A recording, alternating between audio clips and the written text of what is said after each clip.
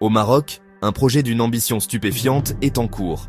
Le grand stade Hassan II à Ben Slimane. Situé entre Casablanca et Rabat, ce site a été choisi pour son accessibilité et son potentiel à devenir un nouveau centre névralgique du sport marocain. Ici, sur ces terres encore vierges, une vision prend forme, portée par le rêve de toute une nation. Avec une capacité prévue de 115 000 places, il est destiné à devenir le plus grand stade de football du monde et la pièce maîtresse de la candidature du Maroc pour accueillir la finale de la Coupe du Monde de la FIFA 2030. Ce stade ne sera pas seulement un lieu de compétition, mais un symbole d'innovation architecturale et d'hospitalité marocaine, prête à accueillir des supporters venus des quatre coins du globe. Il ne s'agit pas seulement de taille, c'est une déclaration audacieuse que le Maroc vise à diriger, et non seulement à participer sur la scène mondiale du football. Le projet incarne l'ambition d'un pays qui veut inspirer la jeunesse africaine et offrir une expérience inoubliable à chaque spectateur, qu'il soit local ou international. Dépassant des lieux légendaires, comme le stade Rangrado de Corée du Nord, ce projet est conçu pour captiver l'imagination des fans et de la FIFA. Il s'inscrit dans une nouvelle ère où l'Afrique revendique sa place parmi les géants du sport mondial en repoussant les limites de ce qui est possible. Le stade est plus que du béton et de l'acier. C'est un symbole de fierté nationale et une nouvelle ère pour le football africain. Il représente l'unité, la passion et la détermination du peuple marocain à écrire une page d'histoire, tout en offrant une infrastructure de classe mondiale pour les générations futures. Alors que la construction vise un achèvement en 2028, chaque poutre érigée renforce la candidature du Maroc pour accueillir la célébration ultime du football. Les ouvriers, les ingénieurs et les architectes travaillent sans relâche, animés par la conviction que ce stade deviendra un symbole d'espoir et d'excellence pour tout le continent africain. Le grand stade Hassan II est la déclaration du Maroc. L'avenir du football peut s'écrire sur le sol africain. Ce projet monumental promet de transformer non seulement le paysage sportif du pays, mais aussi de laisser une empreinte durable sur l'histoire du football mondial. Le design du grand stade Hassan II, signé Populous, s'inspire de la tente caïdale traditionnelle marocaine, la caïma.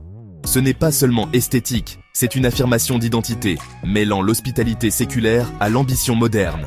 Le toit ondulant, évoquant le tissu d'une tente, abrite 115 000 fans et crée une atmosphère unique et immersive. La lumière et l'ombre jouent sur le toit semi-translucide, connectant chaque spectateur à l'héritage marocain. Le design ouvert et aéré convient au climat marocain, assurant confort et ventilation naturelle. Instantanément reconnaissable, le stade devient une icône mondiale, liant la Coupe du Monde 2030 à la culture marocaine. Plus qu'un simple lieu, c'est un symbole vivant de l'hospitalité et de l'innovation marocaine.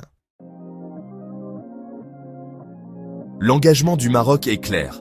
Un investissement de 500 millions de dollars pour le grand stade Hassan II. Un projet ambitieux qui témoigne de la volonté du pays de s'imposer sur la scène internationale du sport. Ce budget colossal ne couvre pas seulement la construction du stade lui-même, mais aussi tout un écosystème d'infrastructures modernes et performantes, pensées pour répondre aux exigences d'un événement mondial. Les infrastructures de soutien incluent des routes, des parkings, des espaces pour les médias et des installations pour les équipes, afin d'assurer une expérience optimale à tous les participants et visiteurs. Stratégiquement situé à Ben Slimane, entre Casablanca et Rabat, le stade évite la congestion urbaine tout en desservant des millions de personnes. Ce choix de localisation permet de profiter de la proximité de deux grandes métropoles, tout en offrant un environnement plus accessible et moins saturé. Cet emplacement assure un accès facile et une logistique efficace pour les fans et les organisateurs, réduisant considérablement les temps de trajet et les embouteillages lors des grands événements. Le Maroc est en train de moderniser son réseau de transport, notamment en prolongeant le train à grande vitesse Al Borak, qui reliera directement les principales villes au stade. De nouvelles autoroutes sont également en construction pour connecter efficacement le stade aux axes routiers nationaux, facilitant ainsi l'arrivée des supporters venus de tout le pays. L'objectif est clair, garantir un voyage fluide et sans stress pour les foules sans précédent attendues lors d'une finale de Coupe du Monde, en misant sur la ponctualité et la sécurité des déplacements. Ces améliorations ne sont pas seulement pour le tournoi, ce sont des investissements à long terme dans le développement national, qui profiteront aux générations futures et renforceront l'attractivité du pays. La planification méticuleuse du Maroc démontre qu'il ne rêve pas seulement en grand, mais qu'il construit les fondations pour réaliser ses ambitions, en impliquant des experts locaux et internationaux à chaque étape du projet. Le grand stade Hassan II est plus qu'un stade, c'est un catalyseur de progrès, un symbole de modernité et d'ouverture, prêt à accueillir le monde et à inspirer toute une nation.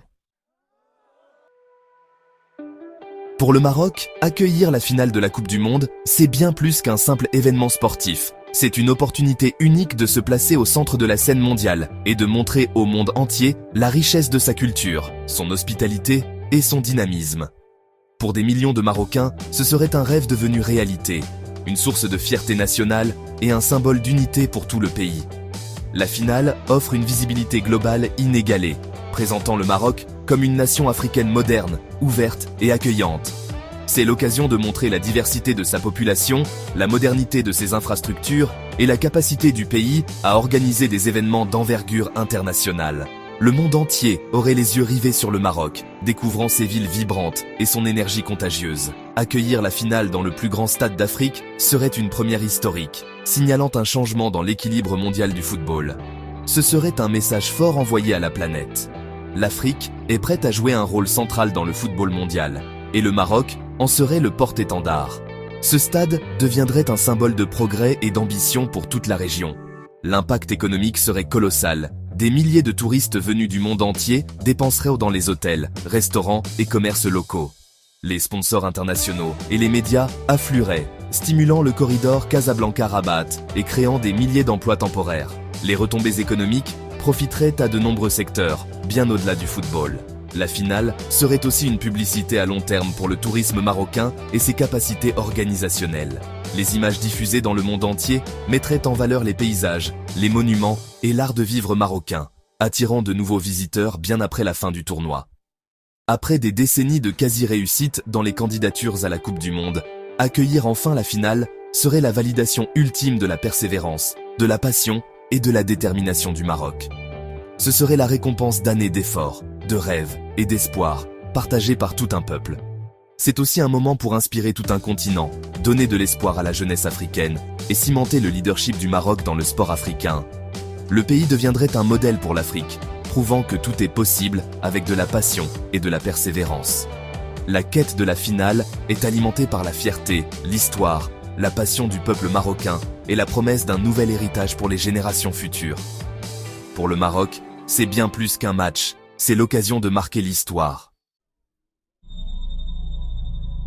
La course pour accueillir la finale de la Coupe du Monde 2030 est un affrontement dramatique. Le grand stade Hassan II du Maroc contre l'emblématique Santiago Bernabéu d'Espagne. Le Maroc propose un stade record, construit spécifiquement, 115 000 places, un design de pointe et une vision pour l'avenir du football. Le Bernabéu riposte avec la tradition, le prestige et une expérience avérée, ayant accueilli la finale de 1982 et d'innombrables matchs légendaires. L'infrastructure de Madrid est de classe mondiale, ce qui en fait un choix sûr et fiable. La candidature du Maroc porte sur l'envergure, la modernité et le fait d'amener la finale sur le sol africain pour la première fois. La FIFA est face à un choix, innover avec le Maroc ou honorer la tradition avec l'Espagne. La décision façonnera l'héritage de la Coupe du Monde 2030. Le dossier du Santiago Bernabéu repose sur l'histoire, l'influence et des liens profonds au sein de la FIFA. Berceau du Real Madrid, le stade est synonyme de grandeur footballistique et a accueilli les plus grandes soirées du sport. Des figures puissantes comme Florentino Pérez et des relations étroites avec la direction de la FIFA confèrent à Madrid un avantage politique. La récente rénovation du Bernabéu ajoute une technologie de pointe et un attrait commercial, en faisant le rêve de tout diffuseur. Bien que sa capacité soit inférieure à celle du Maroc, sa préparation opérationnelle et son potentiel de revenus sont inégalés. L'infrastructure et l'expérience avérée de Madrid en font une option à faible risque et à forte récompense pour la FIFA. Pour beaucoup, attribuer la finale au Bernabéu semble être le choix naturel et sûr. Le grand stade Hassan II du Maroc offre quelque chose d'inédit, la plus grande affluence de l'histoire des finales de Coupe du Monde. Un stade flambant neuf, conçu de A à Z, signifie que chaque détail répond aux normes les plus élevées de la FIFA. Visibilité, acoustique, durabilité et sécurité. L'échelle promet une atmosphère et un spectacle inégalés partout dans le monde. Accueillir la finale au Maroc serait une étape majeure pour l'Afrique, en accord avec la mission de la FIFA de mondialiser le jeu. La candidature est soutenue par un appui gouvernemental unifié, garantissant que les ressources et la volonté politique sont pleinement alignées. La proposition du Maroc est une question de passion, de progrès et d'ouverture d'un nouveau chapitre pour le football mondial. C'est une chance pour la FIFA d'écrire l'histoire, et pas seulement de la répéter. Le grand stade Hassan II est plus qu'un stade, c'est une déclaration d'intention. La décision de la FIFA concernant la finale de 2030 est un équilibre délicat entre deux visions convaincantes. Madrid offre tradition et sécurité financière. Le Maroc offre envergure et une première historique pour l'Afrique. La candidature conjointe complique les choses. Choisir l'une risque un revers diplomatique avec l'autre. Les facteurs économiques pèsent lourdement. Les revenus avérés de Madrid contre le potentiel inexploré, mais massif, du Maroc. La FIFA doit également considérer sa propre identité, rester avec des partenaires établis ou embrasser l'expansion mondiale. Le délai reflète la complexité de la politique, de l'économie et de l'orientation future du football.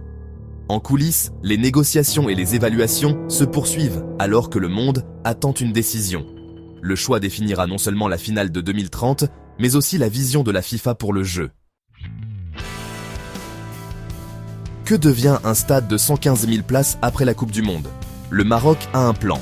Le grand stade Hassan II sera l'ancre d'une nouvelle ville à Ben Slimane, avec des logements, des commerces et des espaces verts.